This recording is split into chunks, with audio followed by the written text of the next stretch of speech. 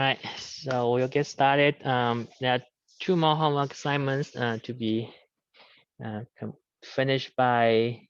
So one is due next Tuesday, and then the last one is due on the Monday for the finals week. On the finals week, okay. And final exam again. That's from 10 to 11:50 on Thursday. Okay. So for today's classroom disinfection, I'm asking Nathaniel and Garrett. Okay. Um, so for exam 3, so you guys did much better than exam 2. So there's a jump of 10% for the class overall. That's pretty good. Okay, most of you guys are still in good shape. There's a final exam, which for the difficulty level should be less difficult. Okay, than the previous one. Okay, so make sure there's still one last exam. You want to take the opportunity of that to improve your grade on the class. Okay. All right, and the solutions are online. I propose them online on the Moodle page. You can go there and then take a look and compare to what you actually did. And let me know if there's any discrepancy or if you have any question about it. Okay. All right, so today we'll be still continuing looking at the objects here. We'll have a quick review on what we learned last time. So last time we took a look on the speed of light, that is almost 3 times 10 to the 8th meters per second. And when the light enters a material, then its speed is being reduced by a factor called index of refraction. So index of refraction is equal to speed of light in vacuum, c, divided by speed of light in the medium. Okay. So the light will travel in straight lines or in straight directions in homogeneous medium, and then it will change the direction when it interact with matter. Okay, either being reflected or refracted. Okay.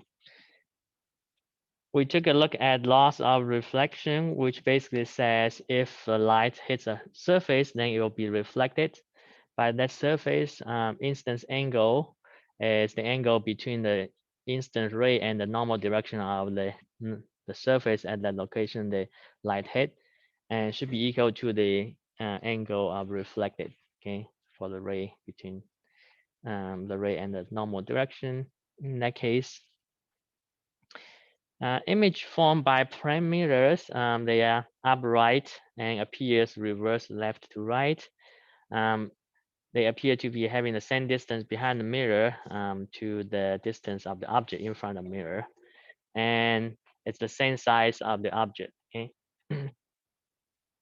For law of refraction, it's governed by Snell's law. If a light enters the matter, then instance angle times index of refraction, or index of refraction times sine of the instance angle equals to index of refraction in the second media times the sine of the refracted angle. Okay. And if you write in terms of the speed of light in medium, then it's sine of theta 1 divided by v1 equal to sine of theta 2 over v2. Okay. We took a look also on total internal refraction. That means if you have light going from a denser media enters a lighter media, then after you increase the incident angle to a critical angle, then it will be just totally reflected. It will not enter the second media. Okay. And we also took a look on dispersion. That's basically the separate of light through medium. So because of the index of refraction differences for different lights. All right. And this is the same, the dispersion there. Okay, so we'll move on to section 1.7 polarization. So previously we learned that light is also a EMM wave. Okay, so then it will propagate as a form of EMM wave. So electric field in that direction and then magnetic field in that direction. Okay. All right. So if you have light comes have the random orientation of the electric field and magnetic field, so you have a bunch of light rays propagating in air, then you can see collectively you have electric field in all directions, you have magnetic fields also in all directions. Okay, in that case, then this is called non-polarized. Okay, um, the light. Okay, all right. And you have, if you have electric field remain parallel to the line or perpendicular to direction of propagation, it's called linear polarized in that case. So in that sense, because there's um, certain direction for the electric field and magnetic field for a particular ray, so then you can actually filter out some of the electric field and magnetic field, or you can fill out some of the EM wave of the light in this case. Okay, so if you say, let's see, so this is the direction of the polarization. For example, if you have looking at the electric field or magnetic field. Now, for this case, if you have unpolarized beam, that means you have a mixture of the random oriented electric field and magnetic field for the wave, then you have this. Okay, so you can have a device like this, so like gratings, like openings, small openings there. So then light, unpolarized light come out of the light source. Okay, can be polarized because you are pretty much filtering out that the wave that doesn't have the orientation as this slits over here. So only wave have this orientation in that direction will be going through the slits. Okay, this is similar to like for mechanical waves, you can actually filter out other waves by going through like slits like that. Okay, so if you have two slits parallel to each other, then the wave can go through. However, if you have one, it's in the vertical alignment and then the other is in the horizontal, then you actually, the wave wouldn't go through that, okay, it will be cut off, okay. All right. So such a device that you use to filter out waves, or in this case, lights, it's called a polarizers, or yeah, this is the first one. It's called polarizer, and then if you have two of them, the second one is called analyzers. Okay, so they are both polarized, but depending on where you place the two, the first one will be called a polarizer, the second one will be called analyzers. There's no differences for the materials of the two. Okay. So the intensity of the light going through the first polarizer is governed by laws of modulus. This is intensity passing through this one is equal to I0 times cosine square of theta. Okay. Now this guy has for the unpolarized beam comes in, the angle of the polarization with respect to this transmission axis, the alignment of the slits over here is random. So you'll take average of the cosine theta because theta is random here. And then average of that will give you 1/2. Okay, so for the first polarizer here, it cuts the intensity by half. All right. And after that, only you have E field in this direction will pass through this polarizer here, and then it will hit the second one.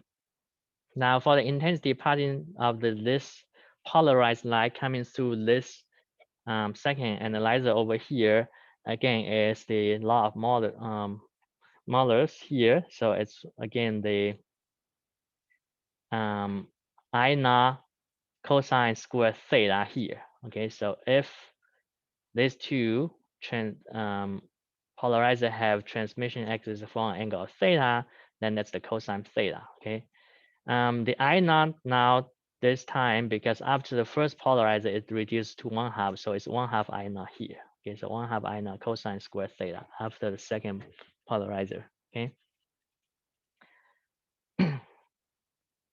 All right, so let's take a look on the intensity of if you have polarizing sheets or polarizers. So this one says the two polarizing sheets have their transmission axes crossed so that no light gets through. Okay, so that means the angle between of the two polarizers transmission axis is 90 degrees. So cosine of 90 is 0. So then no light will get through. Okay, so that's the case here. That's what does it mean. So let's take a look. Let me draw a picture here for this problem. Okay, so the first one, let's say this is the axis, transmission axis, the vertical, and then the second one, the transmission axis is in the horizontal. Okay, so those two, the theta between the two is 90 degrees. Okay, so for unpolarized light goes through the first one in all directions, polarization in all directions. Going through the first one, it will be reduced by half. Okay, so if this is I naught, then after this one will be 1/2 I naught. And this is 90 degrees. So after that, then intensity will be 0. Okay, intensity is going to be 0. After this one, it's going to be 1/2. This is the original one. Okay. Now it's asking you, what if you have a third polarizer that you can insert between these two? Okay, so that its transmission axis makes an angle theta with that of the first. Okay, so then you can put a third one here. So this is a vertical direction. Let's say this is the transmission axis of this third one. So this is theta. Okay, mixed with the first one is vertical. Unpolarized light of intensity I naught is instance on the first sheet. Find the intensity of the light transmitted through all three sheets if theta is equal to 45 degrees. So if this is 45 degree, what will be the I after the third one? Okay, so in that case, so we can apply for this one. If intensity original is I naught, then still after the first polarizer, it's going to be 1/2. Okay, so that stays the same. Now, what will be the intensity after this? So let me call this as I1. Maybe this is as I2. So after this second one, and then call this as I3. Okay. So for I2, then will be equal to the intensity of the light hitting the second polarizer, which is this guy. So 1/2, or you can say I1 cosine theta square. Okay, cosine theta square. So you can replace I1 with 1/2 I naught, and then cosine, in this case, for the first part is asking you theta equal to 45 degrees. So cosine of 45 degree squared. Okay. Cosine of 45 degree will be 1 over square root of 2, right? Or 1/2 of square root 2. So if you square that gives you 1/2. Okay. Then the total will be 1 over 4 I naught. So this is I2. Okay, so this is 1 over 4 I naught. Now this intensity will shine on the third one here.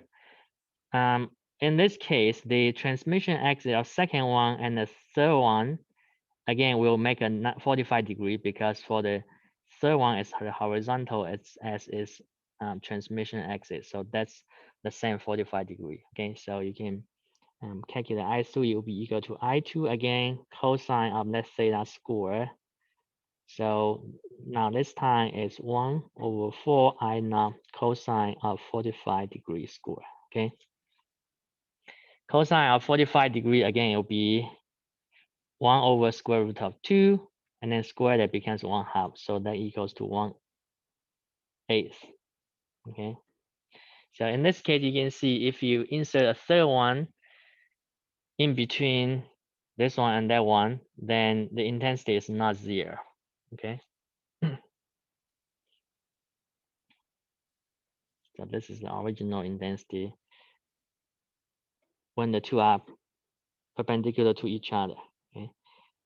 Now theta equal to 30 degrees for the second part.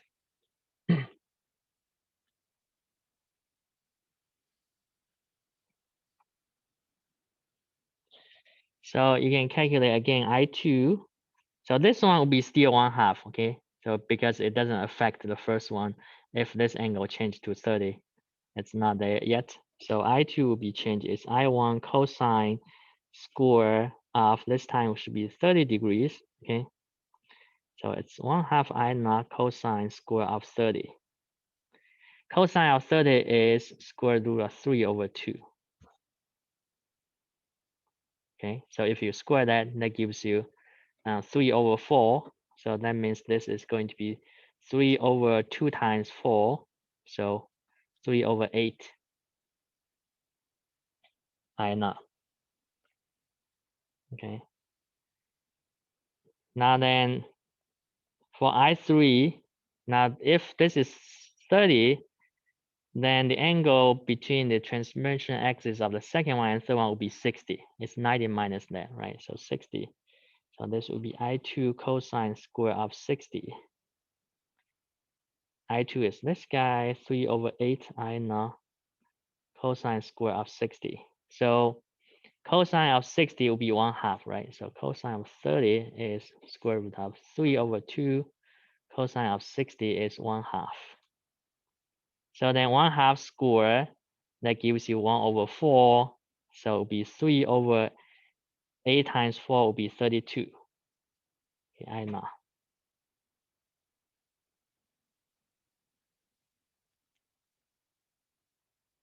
Okay. So again, this time it's not 0, but it's less than this guy.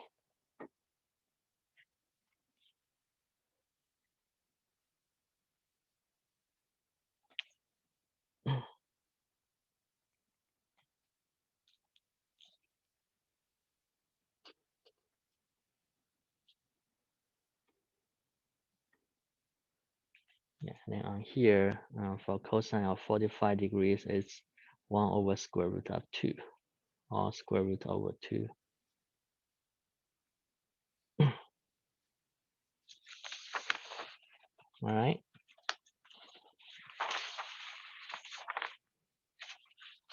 Questions you guys might have? Okay.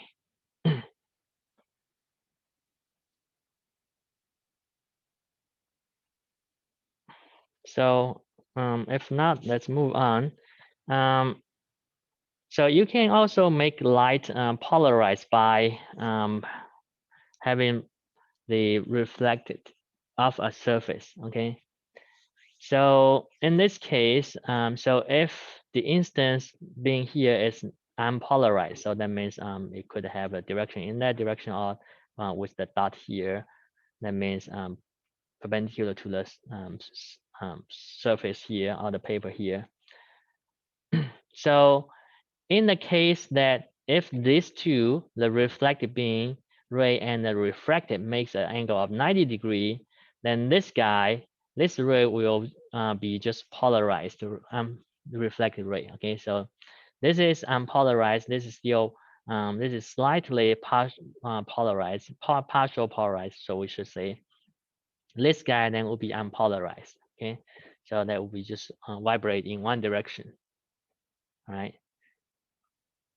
So when the condition is these two has to be make an angle of 90 degree. Okay, so you can solve for that because given the index of refraction of 1 and 2, then you can solve for that. So this is the instance angle, right? This is the same instance angle there. All right. So then this would be 90 minus the instance angle. Okay, so you can apply Snell's law, you can calculate this guy. Okay, so this angle, it happens only, and this angle is equal to theta instance angle, tangent of it is equal to n2 divided by n1. Okay.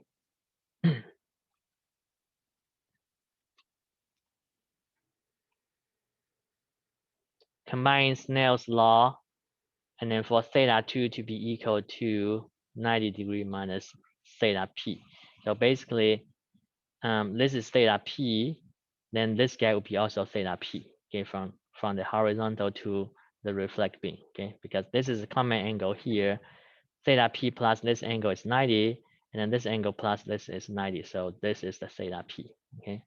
So combine these two, we'll arrive to the conclusion that theta p is at a fixed angle given n1 and n2, okay.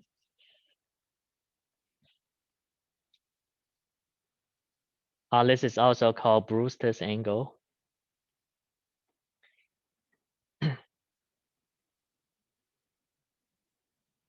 All right, so some applications we use daily, it's about sunglasses, okay. So if you have non-polarized sunglasses, so then you will not filter out the background reflections horizontally. So then this is what you see, okay. Now with the polarized sunglasses, you'll be able to filter out the scattering backgrounds, so then you'll see the image more clear, okay. So that's basically what it does, okay. So pretty much the backgrounds are from the horizontal lights, refraction lights, okay. Also on lenses, if you use polarized lenses, you can actually reduce the refraction, horizontal refraction. So this is non-polarized lens, pictured by non-polarized lens, and then this is pictured by polarized lens, okay. So you filter out the horizontal refractions, okay.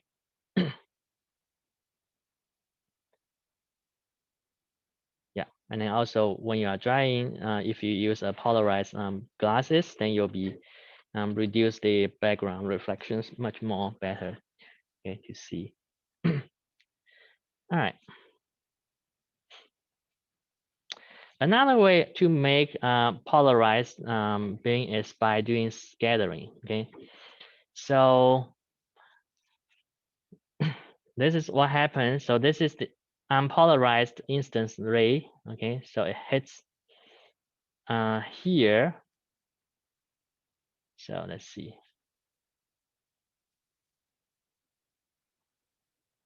Right, and then when the it scatters to the x and y directions, they are polarized, okay.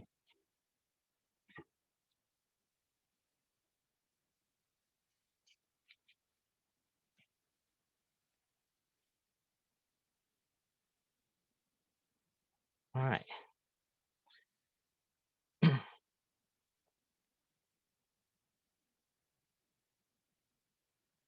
So I think that's it for the first chapter. So we'll just move on to second chapter, because these chapters are close related to each other, okay. So let's take a look on chapter 2.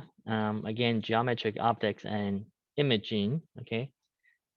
So for mirror, prime mirror, we know you can use it to form image. So for prime mirror, the image is behind the mirror and then equal distance, the same size, okay, upward. All right. You can derive all this relationship by you apply law of refraction. Okay, so you'll get di equal to do in that sense from the geometry. Okay. All right. Now, if you have multiple mirrors, then you'll be able to form multiple images. So, for example, if you have a prime mirror here and then the other one here, so then you'll be seeing multiple images here, because this is the image of this guy, and then this is the image of that guy. Okay. However, because there's an image here that has light hits on this mirror, so then you can see the image 3 of image 2. Okay, so there, and then you'll probably be seeing more if you have two mirrors next to each other. Okay, you can also have like two mirrors in this configuration, one perpendicular to another. All right, then you'll see multiple images as well. Okay, so some of them are the image of the objects, and some of them are the image of images. Okay, in that sense. All right. Now let's take a look. If you have spherical mirror, which means this now is not a plane mirror but a curved mirror. Okay, so you can make a spherical mirror by cutting a piece out of a sphere and then made one side of it mirrored. Okay, so it depends on which side you made the mirror. So if the outside is mirrored, then this is a convex mirror. If the inside is mirrored, then this is called concave mirror. Okay, so um, in both cases, there are a few terminology here that we need to define. So we define a central axis. So that's from the center of a curvature to the middle of the mirror. All right, that's called the central axis or principal axis. Okay, either way. And then if this is the mirror side, so then this is a reflecting surface. Okay, then this is, if this is the outside mirror, then this is the reflecting surface of that. Okay, so C is the center of the curvature. All right, and then there should be a focal point. So if the inner side is mirrored, then you'll be able to focus the rays hits on this mirror here at that focal point. Okay, so then the parallel rays hits in here. Parallel refers to the rays are parallel to the central axis or principal axis. Here, it will be focused on the focal point. Okay, and if you have the outside mirrored, so then the parallel ray hits the outside mirror will be reflect back. Okay, diverged. But if you back extend those reflect rays, they will come at the same point. F here is also called the focal length of that, or focal point of that. Okay.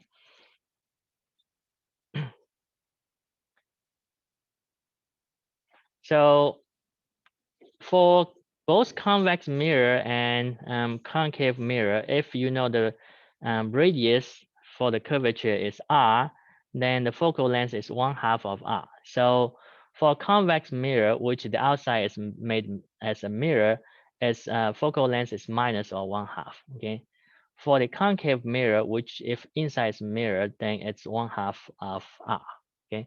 So this is minus because it will not be able to form a real image. Okay, so that's why we take a minus.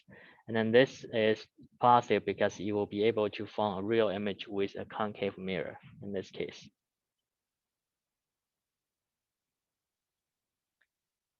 All right. Or you can put it in another way, because the ray actually do not go through the focal point for convex mirrors. So that's why it's negative. And then on the other hand, for concave mirrors, the rays can actually go through the focal point. The same, that's the same way to say you can be able to converge the rays to at one point. Okay, so that's how the real image can be formed. All right. There are three principal rays you can use to find the image by a concave mirror. Actually, if you use two of them, that should be sufficient to find the image. Okay, but there are three of them you can use. Okay, or they are most convenient to use. The first one is the parallel ray. That means the ray parallel to the central or principal axis. Okay, if a parallel ray hits the concave mirror, then it will reflect through a focal point. The focal ray, which means a ray goes through the focal point and then hits the mirror, it will reflect parallel to the axis, the principal axis. Okay. The center of the curvature ray, that means the ray goes through the center of curvature and hit the mirror, will reflect back along its incoming path. Okay, so let's take a look on here. This is a parallel ray called P ray here.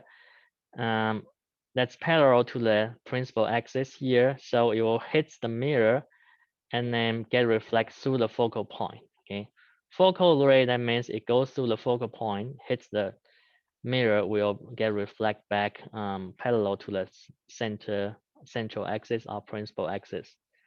Center ray will hit this guy and comes back. Okay.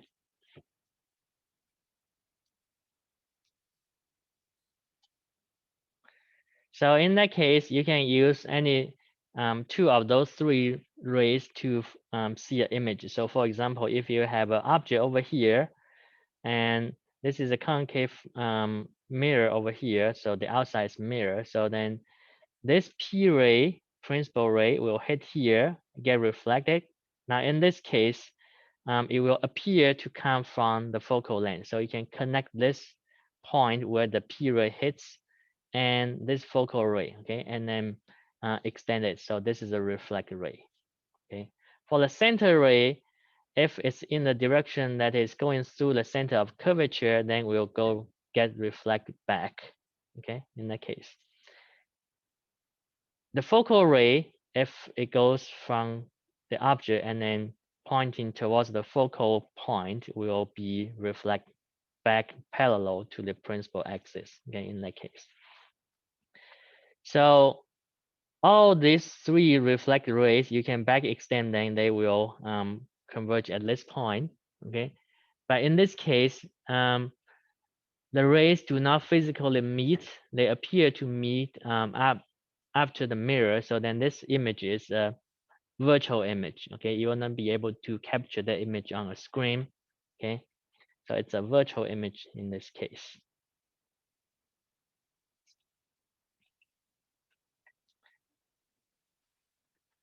All right. On the other hand, if you have the inner side mirror, this concave mirror, so then you can see the three principal rays you use here. So parallel ray hits here, comes back through the focal point, and then this guy, the focal ray hits here, parallel reflect back. They will meet here. So those two meet physically here. So that's a real image. Okay, the real image is upside down. So if this is the object, this is the upside down image. Okay.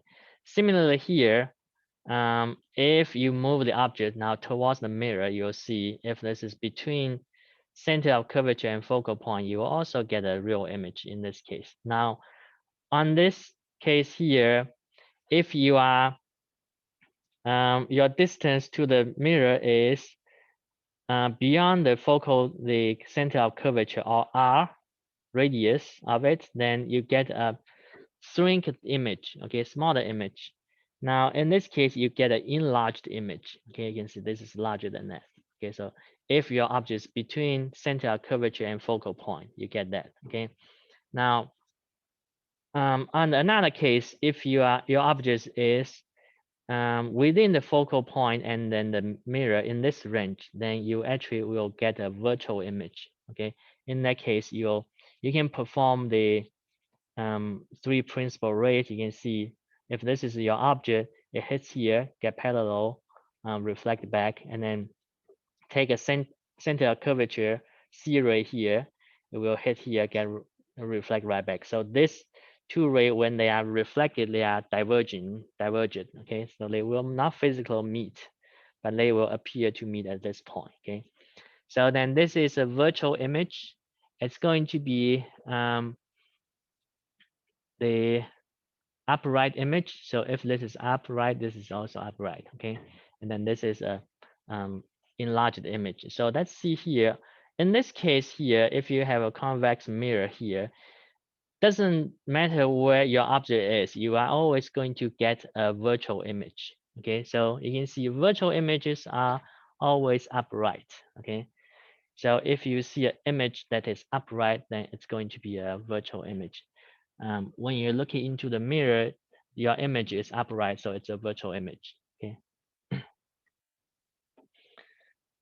All right.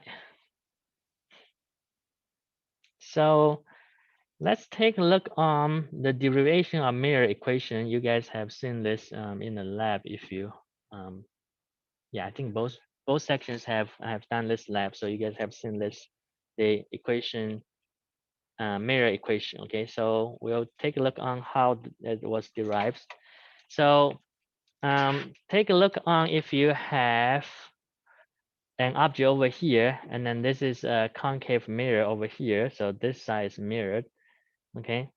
So take a ray comes from the top of the arrow here, hits this guy, and then get reflect back. Okay. So this is a reflection. Law of reflection will still apply. So the incidence angle should be equal to reflecting angle. So these two are the same angle. Okay. And let's say the image, in this case, you are beyond the center of curvature. So that means you'll get a real image. Okay, so let's say this is your image, the real image here, where this is.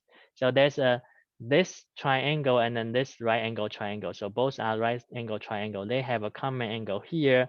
So these two triangles are similar triangles. Okay. Now, on the other hand, if you draw a ray from the top of arrow here, goes to the center of curvature, then it will get reflected right back. Okay, and then let's again say this is your where your image is. Okay, so then this angle is equal to the angle. This is the right angle triangle. This is also right angle triangle. So these two shaded triangles, they are also similar triangles. Okay, so for similar triangles, then we can, let's see.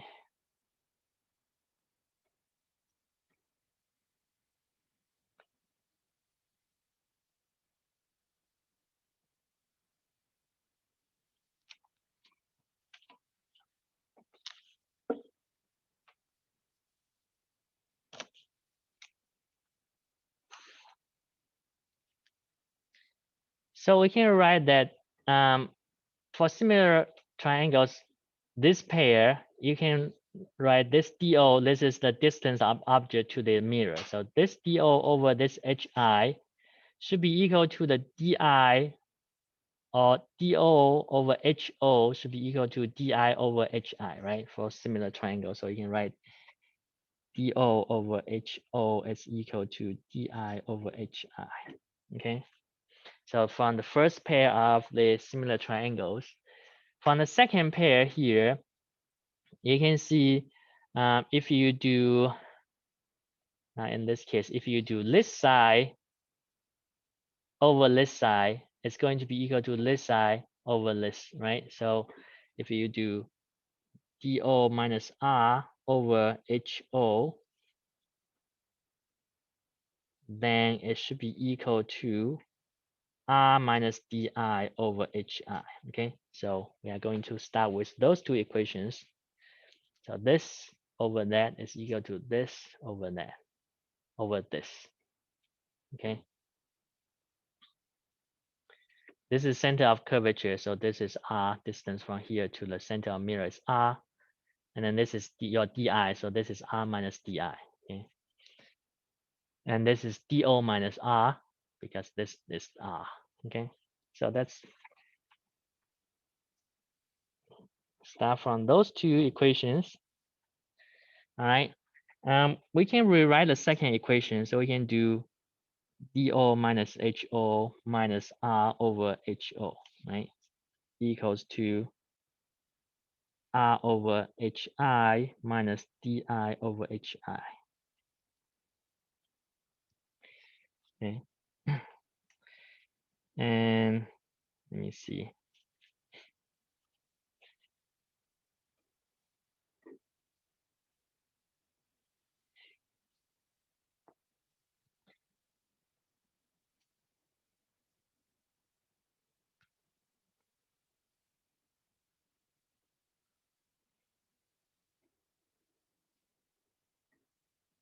All right.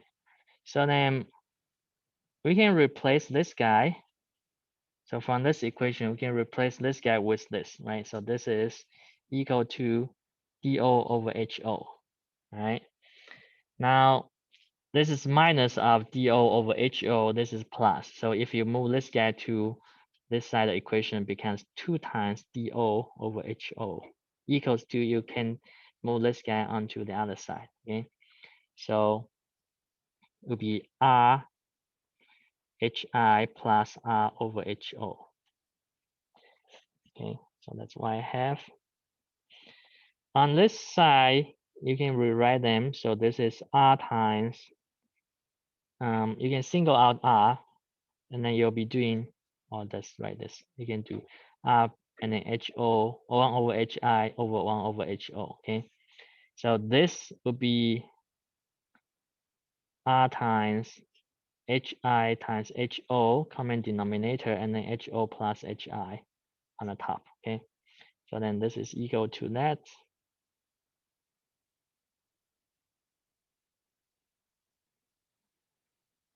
Two times DO over HO. So there you'll see DO, HO and HO will cancel out, okay?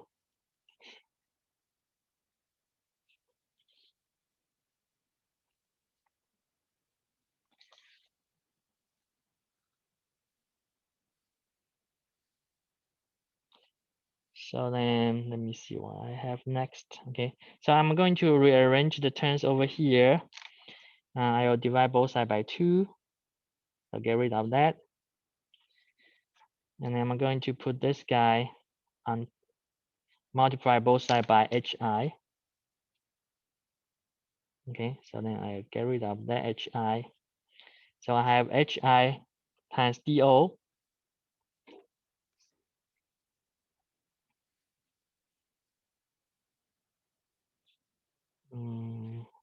And then I can, so let's do this. HI times DO equals to 1/2 R HO plus HI. Okay, so this is what I have now.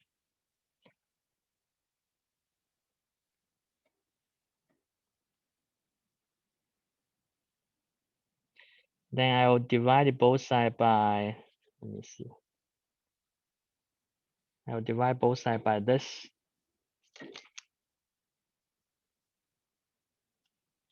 Okay, so then divide that by this guy as well.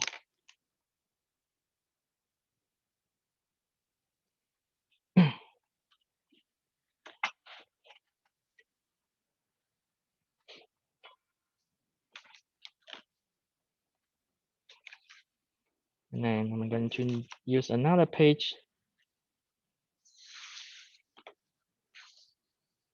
on this.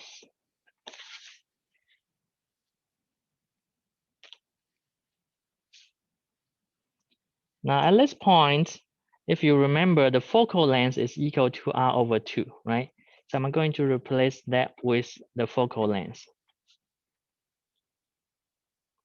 So then you will have HI DO over HO plus HI equal to the focal length, okay? Because that will cancel out.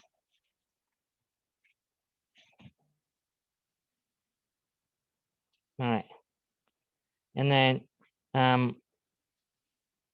for the mirror equation, we know it's 1 over DI. That's I'm going to just write down on there. So our goal is to derive that equation, right? So we want to make the other side to be 1 over F. So 1 over F there, that means you want to flip this HO plus HI over HI plus D times DO, sorry. Okay. So then you will have HO over HI times DO plus HI over DO equals to 1 over F.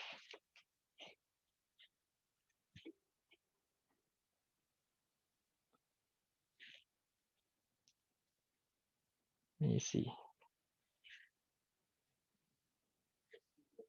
Yes. Oh yeah, sorry.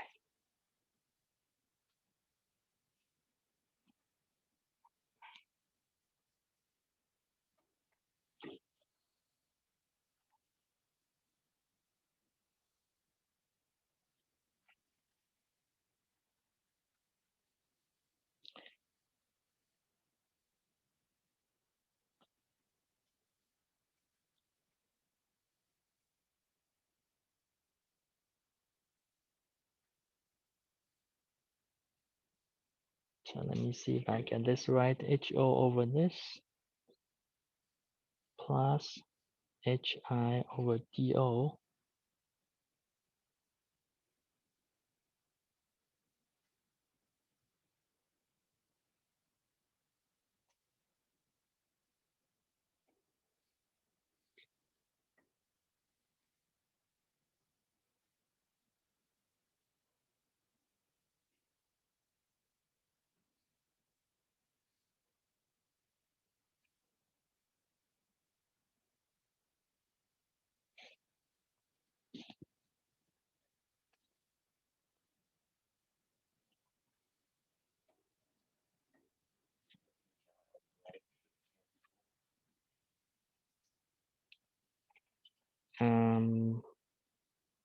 is HI on the right?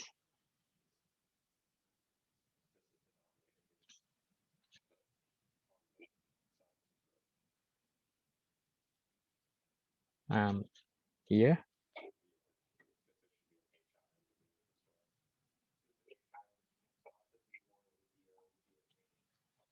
right? Um, oh yeah, right. So this guy, there's no HI here, so this is 1 over DO, right? You're right. So for some reason, yeah. So yeah, this is HI over HI, so it's 1 over DI. Okay, that's right. So then on this one, we'll go back to the first equation we wrote out. So this guy over here, all right, so you'll see if you do cross multiplication, this will be DOHI equals to DIHO, okay? So DOHI equal to DIHO, all right? Now, let me move this up here. So this is HIDO, this is HIDO. So you can replace that with DIHO, okay? So it will be HO over DIHO plus 1 over DO equals to 1 over F, right? So then this and this will cancel out. So it's 1 over DI plus 1 over DO equals to 1 over F, okay? Yeah, so it's a little bit complicated when you do the derivation, but however, you can see through the derivation that this equation then can be derived, okay, from there. All right.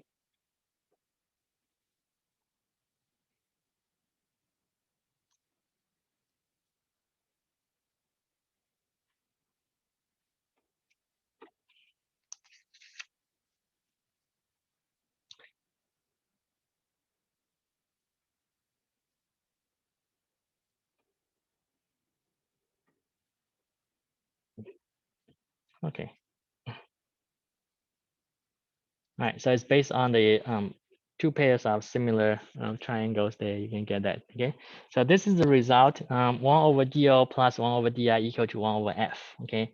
DO is the distance from the mirror to the object, and then DI is the distance from the mirror to the image, okay? F is the focal length.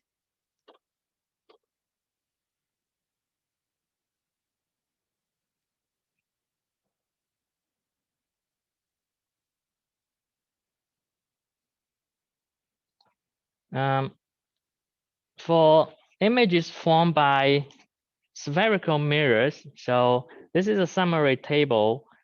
So if you have convex mirror, then it doesn't matter where your object location is, you're always going to get virtual image, and that's going to be upright. It's going to be reduced size of virtual image, okay? For concave mirror, then depends on where the location of your object is. If you are beyond the center of curvature, then you are going to get real image inverted, reduced size, okay? If you are right at the center of curvature, you are going to get the same size of the real image, okay? Inverted. So you can see if you have images being real, then they are all inverted, okay? That means upside down, okay? If you have virtual images, you are always going to have upright image, okay? Between focal point and center of curvature inverted enlarged image, okay, real image, just beyond the focal point or right at the focal point, then you'll get the real image, but it's going to be infinitely far away, okay? All right, and then between mirror and the focal point, you'll get virtual image, okay? All right, so this is that. Conventions for signs for the convex concave mirror. So focal length is positive for concave mirrors because you can have real image, okay, form. focal length is negative for convex image. You only can have virtual image. Okay, magnification. So M is positive for upright image. Okay, so if you are looking at the magnification of the image, if it's upright, then magnification is positive. Okay, if you have inverted image, then your magnification is negative. DI is positive for image in front of mirror, and DI is negative if your image is behind the mirror. Okay, so it refers to virtual image. Okay, this is referring to real images. Object distance is positive for object in front of mirror, and then that's negative for an object behind the mirror. Okay, so that's referring to, again, virtual object. Okay, so in the case if you have image of an image, okay, then that's considered if the image came from another image through another mirror. So it's already an image. So that refers to the, if it's a virtual image, then that refers to the virtual object. Okay, it's not a real object. So this, although this is the figure, like one of the first figures we saw here in this case. So then this is referred to a virtual object. Okay, and then if found an image over there, although this is not a spherical mirror, but the same concept there for that. Okay, referring to that. All right. And then for magnification, we define magnification as the height of image divided by the height of the object. Okay, and that's equal to minus of the distance of image divided by distance of the object. Okay.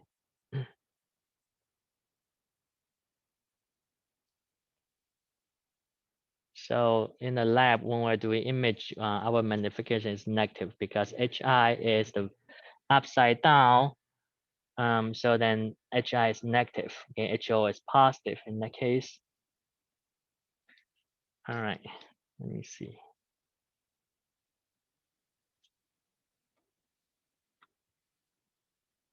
I think we should be able to finish this one here. So this one says a concave mirror produces a virtual image that is 3 times as tall as the object. If the object is 16.0 centimeter in front of mirror, what's the image distance? Okay, so let's see.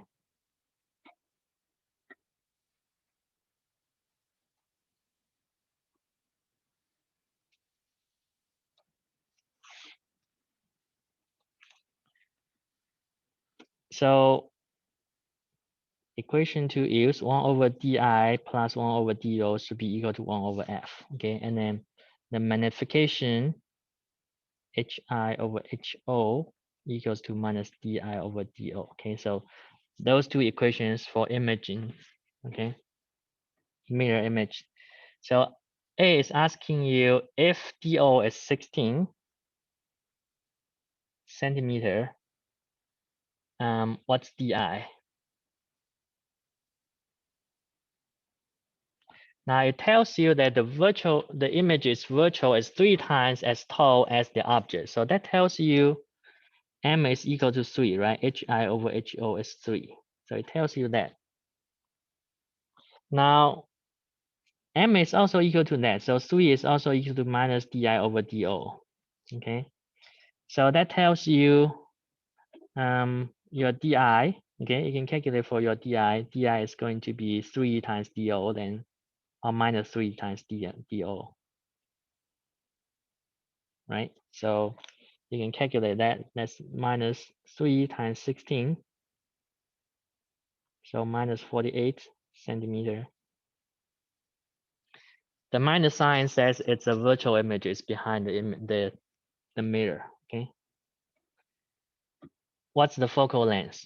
Okay, so you're going to use that because you have do, you have di, you can calculate f right from there. So 1 over 16 plus 1 over negative 48.0 centimeter equals to 1 over f.